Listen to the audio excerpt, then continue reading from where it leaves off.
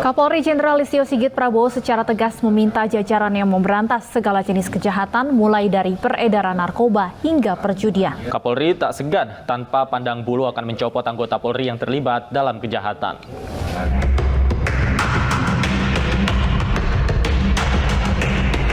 Kapolri Jenderal Listio Sigit Prabowo memerintahkan seluruh jajaran Polri untuk menindak segala bentuk kejahatan. Seluruh anggota Polri diminta tidak segan-segan memberantas peredaran narkoba, perjudian, hingga kejahatan lainnya. Kapolri secara tegas akan mencopot anggotanya yang terlibat atau melindungi kejahatan karena dinilai tidak menjalankan visi dan misi Polri. Yang namanya perjudian apapun bentuknya, apakah itu darat, apakah itu online, semuanya harus ditindak. Jadi saya ulangi, yang namanya perjudian, apakah itu judi darat, judi online dan segala macam bentuknya harus ditindak. Saya tidak akan memberikan toleransi. Kalau masih ada yang kedapatan, pejabatnya saya copot. Saya tidak peduli apa itu Kapolres, apakah itu Direktur, apakah itu Kapolda, saya copot.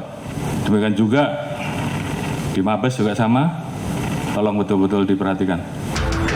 Mencuatnya kasus pembunuhan Brigadir Joshua yang menyeret mantan Kadif Propam Polri, Irjen Pol Verdi Sambo sebagai tersangka, menjadi momentum bersih-bersih di tubuh Polri. Kapolri meminta agar arahannya dapat dilaksanakan dalam penanganan segala bentuk kejahatan yang meresahkan masyarakat. Dari Jakarta, Tim Liputan iNews melaporkan.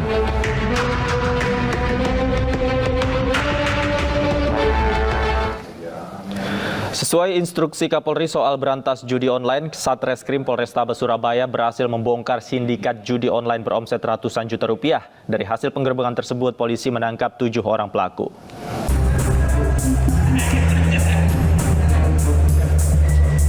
Satreskrim Polrestabes Surabaya menggerebek sindikat judi online di kawasan Sukomanunggal dan Mulyorejo, Surabaya, Jawa Timur. Dari penggerebekan tersebut, petugas berhasil mengamankan 8 orang pelaku serta barang buktinya.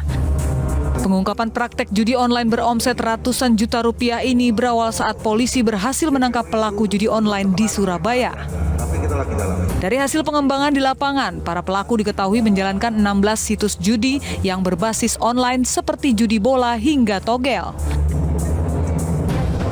Tersangka sebanyak 8 orang yang kita amankan adalah serangkaian para pelaku yang selama ini beroperasi di beberapa tempat di wilayah Surabaya dengan memanfaatkan alat-alat elektronik yang sebagaimana rekan-rekan bisa melihat di depan ini adalah barang bukti yang digunakan untuk memudahkan praktek perjudian yang mereka lakukan.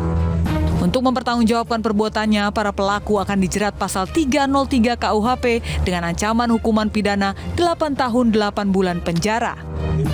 Dari Surabaya, Nur Syafei, iNews melaporkan.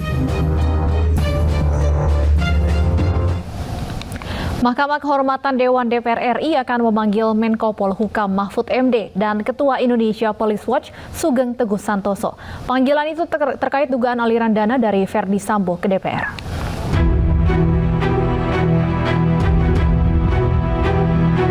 Usai menggelar rapat pleno yang membahas perkembangan kasus Verdi Sambo, Mahkamah Kehormatan Dewan DPR RI memutuskan akan memanggil Menko Polhukam Mahfud MD dan Ketua Indonesian Police Watch Sugeng Teguh Santoso. Keduanya diundang terkait penyataan yang mengaitkan kasus Sambo dengan DPR, termasuk soal dugaan aliran dana. Jika terbukti, maka hal itu merupakan pelanggaran hukum dan etika Dewan Perwakilan Rakyat. Sementara itu, Komisi 3 DPR RI juga akan memanggil Kapolri Jenderal Listio Sigit Prabowo pada 23 Agustus mendatang. Dalam rapat dengar pendapat tersebut, DPR nantinya akan meminta penjelasan terkait kasus kematian Brigadir Joshua yang didalangi mantan Kadif Propam Polri Irjen Pol Verdi Sambo. Komisi 3 inilah komisi hukum. Ketika sebuah persoalan sudah berjalan sesuai dengan koridor hukum, ya tentu Komisi 3 memantau itu dan menganggap bahwa itu berjalan dengan baik, tinggal kita melakukan pengawasan saja. Bukan berarti kita diam, bukan berarti kita tidak mau tahu tentang persoalan-persoalan hukum yang ada di Republik ini, terutama persoalan Brigadir J. Semua ini menjadi pantauan kita, baik anggota maupun pimpinan. Kasus kematian Brigadir Joshua berbuntut panjang. Usai ditetapkan sebagai tersangka pembunuhan berencana, kini rekening gendut milik Verdi Sambo menjadi masalah baru. Pemirsa, demam berdarah masih menjadi ancaman nyata di Indonesia. Mencegah penyakit mematikan tersebut, Enesis Group bersama Sovel dan Force Magic, juga Kementerian Kesehatan menggelar roadshow dan mengedukasi bahaya demam berdarah di sejumlah tempat di Malang, Jawa Timur.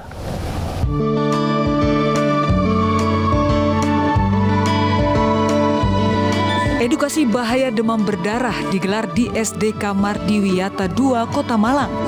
Melalui lagu dan permainan, anak-anak diajarkan pentingnya penerapan hidup bersih dan sehat atau PHBS. Kegiatan dilakukan untuk mencegah penyakit demam berdarah dengan mengajarkan pola hidup bersih dan sehat. Pendidikan PHBS melalui permainan juga digelar di SDIT Ahmad Yani, Kota Malang. Sosialisasi bahaya demam berdarah yang dilakukan mobil edukasi Enesis ini mendapat apresiasi Wali Kota Malang. Maka saya berikan apresiasi dan terima kasih pada dua komunitas ini yang membangun bersama-sama. Di Pendopo Kabupaten Malang, Enesis Group memberikan edukasi mewujudkan Indonesia bebas dengue, melibatkan 437 ibu-ibu PKK dari 337 desa se-Kabupaten Malang.